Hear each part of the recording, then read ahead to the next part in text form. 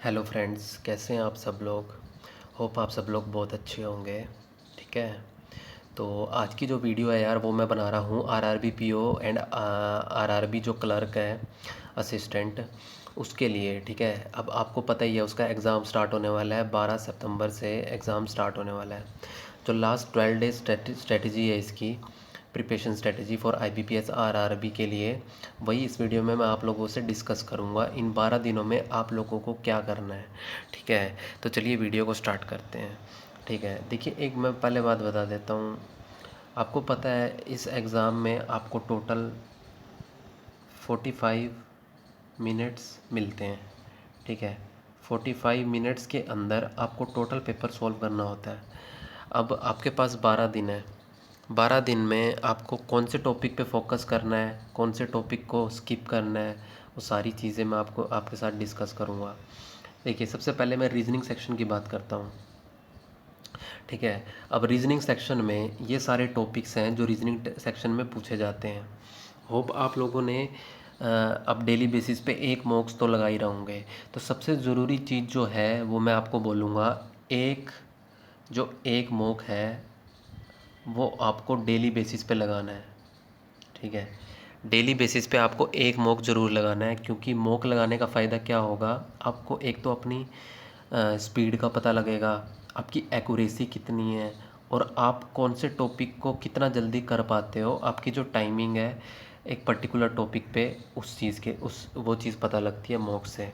ठीक है। अब आपको क्या करना है, जैसे ये इजी टॉपिक्स होते हैं उनके उनके लिए क्या करना है, और जो टफ टॉपिक्स हैं उनके लिए क्या करना है। लास्ट 12 डेज़ के अंदर इनइक्वालिटीज़ होगी आपकी, सीलॉग्स हो गया। ठीक है। या फिर आपका डिस्टेंस एंड डायरेक्शन हो गया, अल्फ़ा न्यूमेरिकल सीरीज़ हो गया, order and ranking and blood relation. ये जो टॉपिक्स हैं ये टॉपिक्स काफ़ी इजी हैं। ठीक है। इन टॉपिक की आपको कैसे प्रैक्टिस करनी है, आपको इन टॉपिक को डेली बेसिस पे कम से कम इन इन टॉपिक में से 10-10 क्वेश्चन हर उसमें लगाने हैं। हर टॉपिक के जो ये टॉपिक्स हैं इसी वाले, कैसे लगाने हैं, आप मॉक्स उठाओ। मॉक्स कौन सा उठाना है आपको, प्रैक्टिस मॉक। ठीक है। या फिर ओ लाइव बोर्ड। और अगर आप मेरी वो लो ओपिनियन लो, तो मैं ये बोलूँगा प्रैक्टिस मॉक इज़ बेस्ट। ठीक है। प्रीलिम्स के लिए प्रैक्टिस मॉक सबसे अच्छी टेस्ट सीरीज़ है। प्रैक्टिस मॉक का अगर आपके पास परचेज़ किया हुआ नहीं है, तो आप इसका प्रैक्टिस मॉक का फ्री वाला जो टेस्ट होता है, अभी तो ये 2 फ्री टेस्ट और प्रोवाइड करवा रहा है जो ऑल इंडिया लेवल पे होते हैं, उनको भी आप दे सकते हो। ठीक है। और टेस्ट लगाने के बाद आपको उसका रिव्यू भी करना है सारा। ठीक है। क्वेश्चन जो आपने करे हैं उन सब का रिव्यू। अब बात आती है, कई स्टूडेंट्स क्या करते हैं, नई चीज़ें पढ़ना शुरू कर देते हैं लास्ट के 12 दिनों में। आपको नई चीज़ कोई भी टच नहीं करनी है। जितना आपने पढ़ लिया है मोर देन सफिशेंट है। ठीक है। आपकी बस अब इस जो 12 दिन में आपको क्या करना है, अपनी प्रैक्टिस देखनी है। आप कितनी को जल्दी क्वेश्चन को कर पाते हो, वो सारी चीज़ें देखनी है। और जो भी आप अगर आपने नोट्स बनाए हैं, उन नोट्स को बार बार रिवाइज़ करो। शॉर्ट ट्रिक्स के जो नोट्स होते हैं आप लोगों के, उसको बार बार रिवाइज़ करो। स्पेशली जो ये टॉपिक हैं, इनमें तो आपको बिल्कुल भी टाइम नहीं देना है एग्ज़ाम में, जल्दी जल्दी क्वेश्चन को सॉल्व करना है। और वो चीज़ ये लास्ट के 12 दिन ही डिसाइड करेंगे आपका। ठीक है। सीलॉग्स के अंदर जो आपका ओनली वाला नया पैटर्न है, उस पे मैंने एक वीडियो बना रखी है, वो भी आप देख सकते हो जाके।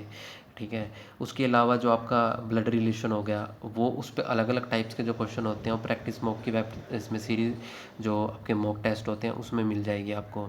डिस्टेंस एंड डायरेक्शन भी इजी होता है, अल्फ़ा न्यूमेरिकल सीरीज़, ये इजी कर सकते हो आप टॉपिक। तो इनकी एक अच्छे से एक बार रिवीजन कर लेना मॉक के थ्रू आप। ठीक है। मॉक लगाओ, बढ़िया है अभी के लिए। उसके बाद जो टफ टॉपिक होते हैं वो होते हैं भाई आपके इनपुट आउटपुट। ठीक है। Data sufficiency. उसके बाद है sittings, arrangement and puzzle reasoning के अंदर। और अब इन टॉपिक को कम से कम आपको, जो ये 3 टॉपिक बताए हैं, कम से कम आपको 3 से 4 घंटे डेली देने हैं। ठीक है। पजल को, और जो आपका ये है, ये सारे टॉपिक्स हैं, सॉरी माफ़ी चाहूँगा, माफ़ी चाहूँगा। तो ये जो सीटिंग्स अरेंजमेंट है, और ये आपका इनपुट आउटपुट है, डबल डाटा सफिशिएंसी है, इन टॉपिक को आपको 2 से 3 घंटे डेली बेसिस पे देने हैं। क्योंकि ये जो टॉपिक हैं आपको लास्ट में जब आप एग्ज़ाम क्रैक करने में सबसे ज़्यादा यही मदद करेंगे, ये वाले टॉपिक्स हैं जो, क्योंकि सीटिंग अरेंज, देखो यार मैं लास्ट ईयर से कितना एग्ज़ाम दे चुका हूँ, ठीक है। इनपुट आउटपुट मैंने प्रीलिम्स में सिर्फ एक एग्ज़ाम में देखा होगा, किसी एक एग्ज़ाम में आया था कभी ना कभी, शायद एसबीआई के एग्ज़ाम में आया था एक बार। डाटा सफिशेंसी भी एसबीआई के एग्ज़ाम में ही पूछा जाता है, ठीक है। तो ये चीज़ भी कभी कभी पूछ लेते हैं प्रीलिम्स में। बट जो सबसे ज़रूरी टॉपिक है सीटिंग अरेंजमेंट एंड पजल, तो इसकी जितनी प्रैक्टिस हो सके इन 12 दिनों में आप कर सकते हो, ठीक है। क्योंकि एक प्रैक्टिस ही है जो आपकी, जो 12 दिन है वो एग्ज़ाम में आपको लगेगा कि यार हाँ मेरा प्रैक्टिस करने का कुछ ना कुछ फ़ायदा हुआ है। तो इस टॉपिक को आप 3 घंटे डेली दो, इन 3 टॉपिक्स को, और जो बाकी टॉपिक्स हैं उनकी प्रैक्टिस आप करते रहो मॉक के थ्रू, ठीक है। ये तो होगी बात आपकी रीजनिंग सेक्शन की। अब बात आती है क्वांटिटेटिव एप्टीट्यूड को कैसे टैकल करें इस 12 दिनों में।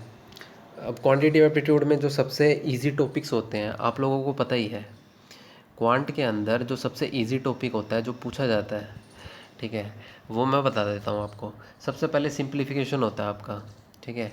सिंप्लीफिकेशन सिंपल होता है, सबको पता है सिंप्लीफिकेशन जो पूछा जाता है, ठीक है।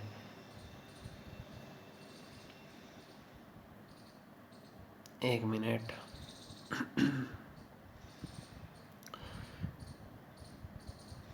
हाँ तो देखिए, एक तो सिंप्लीफिकेशन हो गया आपका, रेशियो एंड प्रोपोर्शन हो गया, परसेंटेज, ये तो सारे अर्थमेटिक के टॉपिक्स हो गए।